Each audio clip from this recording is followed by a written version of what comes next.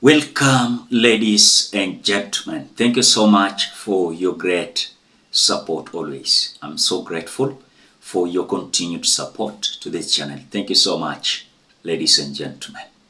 Now, as we speak, Linus Kaikai of Citizen TV has decided to destroy Kenyans completely when it comes to this African Union Commission chair election that is going to happen tomorrow. Linus Kaikai is asking, for the first time, now this African Union Commission chair is well known across the Republic of Kenya and even some part of Africa, than even during the election where 2017 we had a candidate called Amina Mohamed.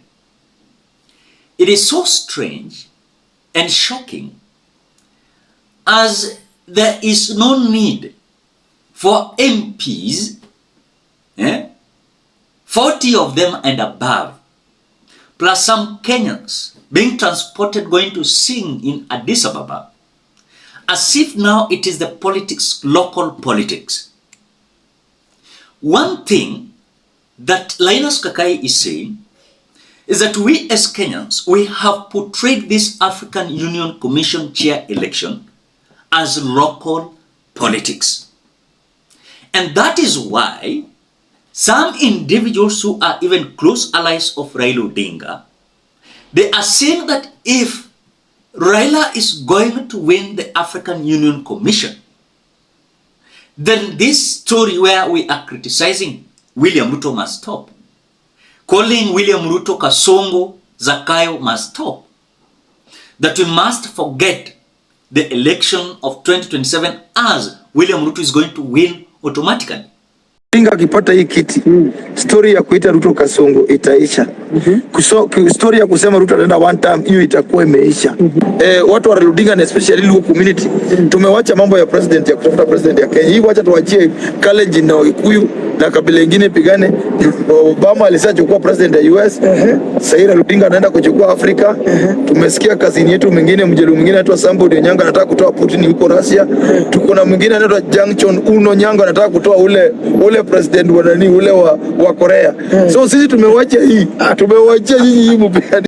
So it is no longer Raila Odinga going there to serve Africa, but to kick out Raila Odinga from the politics of the Republic of Kenya, to make William Samoei Ruto to be comfortable with the politics of Kenya, as he is looking forward to have support base of Raila Amolo Odinga. Ladies and gentlemen, before we continue, as we always do, ensure you like the video. When you like the video, you automatically support the work that I'm doing in this channel, because sometimes you watch and you forget liking the video. So this is just a reminder, please, as you watch, consider liking this video. Thank you so much, ladies and gentlemen.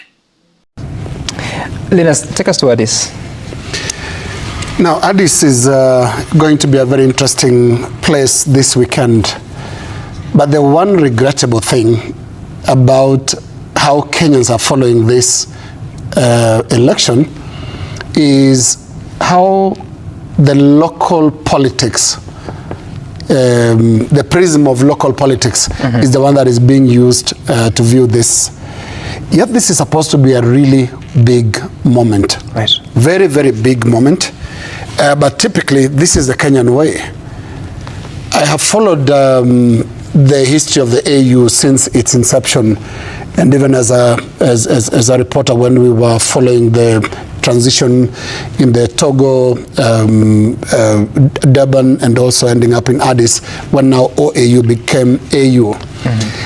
It's actually a very solemn atmosphere where diplomacy is the big game there.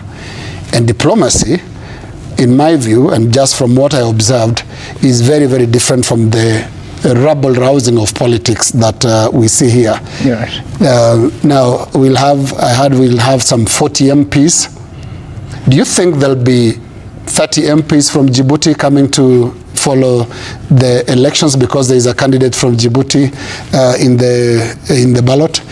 Do you think there'll be members of parliament from Madagascar coming to Addis Ababa to follow the election? There is something about us lacking limits when it comes to how far our local politics can go. So the whole election, unfortunately, is being seen in Kenya through the prism of local politics. In fact, some of the questions are, now, if he wins, so it means President Ruto and UDA will dominate the space here at home. If he loses, so he'll come here and probably destabilize the political environment by going back to active politics. Look at how we are looking at it. Look at we're almost on our own platform. Right. If this goes wrong, we need to actually just look at how we've treated this. Because there's an element of this that looks exactly the same way we handled Amina Mohamed's candidature a few years ago. Amina Mohamed, our Foreign Affairs Minister, was actually standing a good chance to become the next AU chairperson. Right. But it failed. It failed because we don't pay attention to what really matters, the geopolitics, for example, the interests and fears of the nations that will be voting in these elections. For us, we're looking at local politics, that, you know, this is going to be a reward for Baba, and that is a very, very wrong place to look at. For the Anglophone or English-speaking African countries, this is an important election because out of the 4 chairs of the AUC, the last 4 chairs, 3 are from Francophone-speaking countries. The inaugural one being Alpha Conare, the former president of Mali. He was the first AUC chair. He was followed by former Prime Minister of Gabon, Jean Ping. Then he was followed now by the only Anglophone candidate. That was Nkosazana Dlamini Zuma, the former Foreign Affairs Minister of South Africa. And then now back to Francophone, and that is Mahamat, the current AUC. So naturally, the southern part of the continent would like to have this, like let it be its turn. But have we positioned ourselves to play that game, or are we playing broad-based diplomacy? You know, bringing it down to the local. You know, we're so localizing it. It's more complex than that. And I will talk about a few more issues after. As you have watched Linus Kaikai, Kenyans, sometimes we behave as this issue of AU is, yani, sasa inaenda kutusaidia than even how the president should solve our issues. You know, it is shocking, and that is the reality. Sisi wa Kenya tumeportray AU thing as local politics. Remember when Amina Mohamed alikuwa naendea hii kiti, hatukujua. Na mimi, by the way, mimi nilisikia tu Amina Mohamed anavai for certain seat in AU, kwani ilijulikana. But E of Raila Odinga inajulikana because some individuals who are close allied to William Ruto, they want to portray it as still the local politics. And that is why bigger percentage of them are now coming out to tell us, and even daring us, that if Raila Odinga is going to win, expect a wave, political wave, where the Raila Odinga supporters are going to rally behind William Ruto automatically.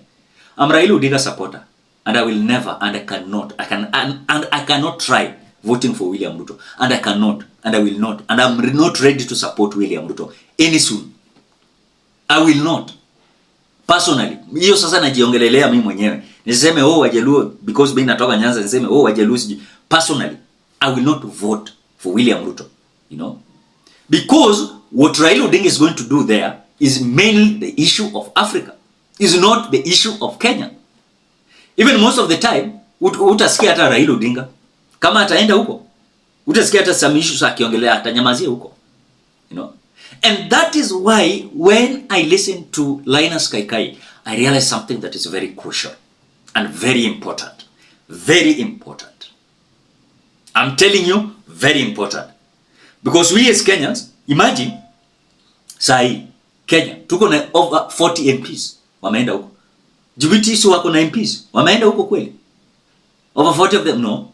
Madagascar? No. Uliona Djibouti alienda tu na secretariat yake peke yake.